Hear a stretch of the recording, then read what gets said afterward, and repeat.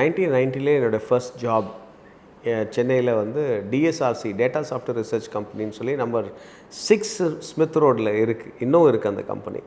இந்த கம்பெனி வந்து ஒரு IT company.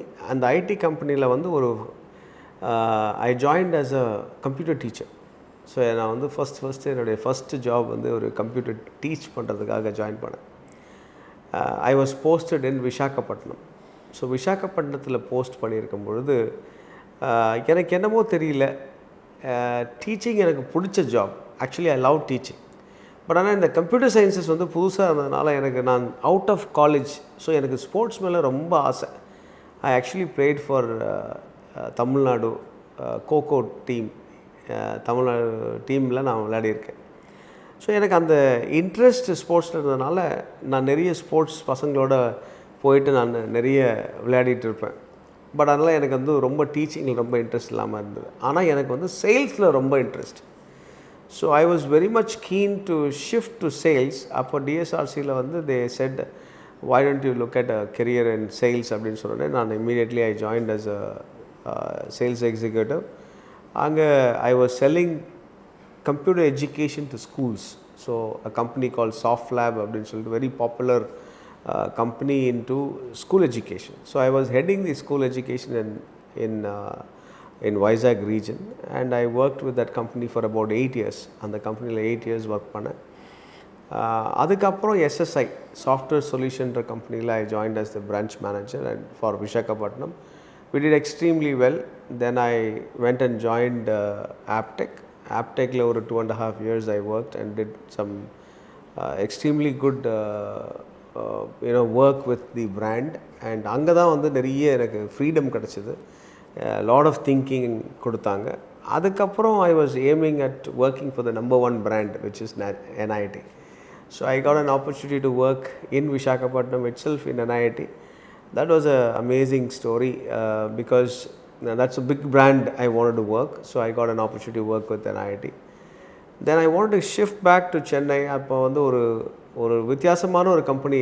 I like to take risk and I also like to do something very creative and ரொம்ப hard work பண்ணி something ஒரு brand create பண்ணுன்றதில் எனக்கு வந்து ரொம்ப ஆர்வம் அந்த காலத்தில் இருந்தது. சின்ன வயசுலேருந்தே ஒரு அச்சீவ்மெண்ட் ட்ரிவன் அல்லது ஒரு கோல் ட்ரிவன் பர்சனாலிட்டியை பார்க்கலாம் என்ன. ஸோ அது வந்து எனக்கு ரொம்ப ஆசை. ஸோ அந்த மாதிரி நான் I want to come back to Chennai when my parents were wanting to go to the US. So my father said you come back and take care of the properties. அதுக்காக நான் சென்னைக்கு திரும்பி வர வேண்டியதாக இருந்தனால I was looking at a company. So instead of going to the regular IT training companies, I shifted or I applied to a company called CAD Center, which was a Mylapore grown company here. Was a very popular company in terms of CAD education. So I joined them as an executive franchise guy, and then later moved on to become the country head of CAD Center, where I developed 350 CAD centers across India, from Kashmir to Kanyakumari. Traveled all over the place, established this brand, and I worked with that brand. And that's when, after leaving CAD Center, then I ventured into my own venture along with my friends. I had a difficulty because the IT training company came down. அந்த டைமில் வந்து ID ரொம்ப அடி வாங்கினதுனால எங்களுடைய training centre வந்து we had to close down. So that experience is also there with me. One of the things that I learnt in franchising is I have seen both success and failures. So I also know what if you do not do right, how your brand will fail. I know. So money is very important to run brands actually. So franchising, எல்லாருமே franchising பண்ணலாம் அப்படின்னா பண்ண முடியாது.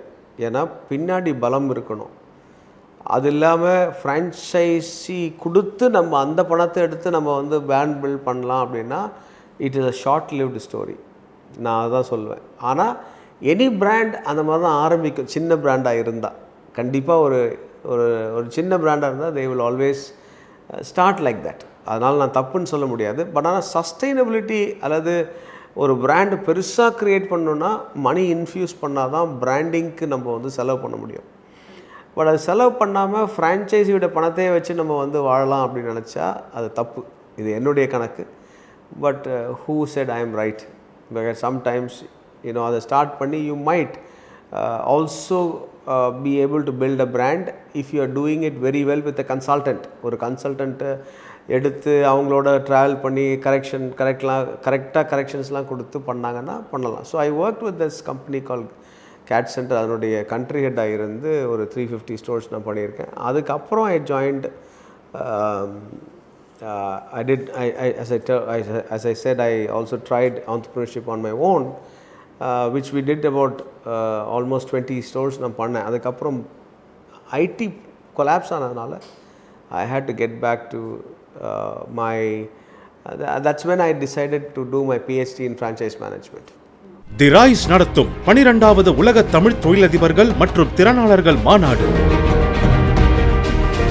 Oman நாட்டின் Muscat நகரில் நாள் November 24, 25 மற்றும் 26.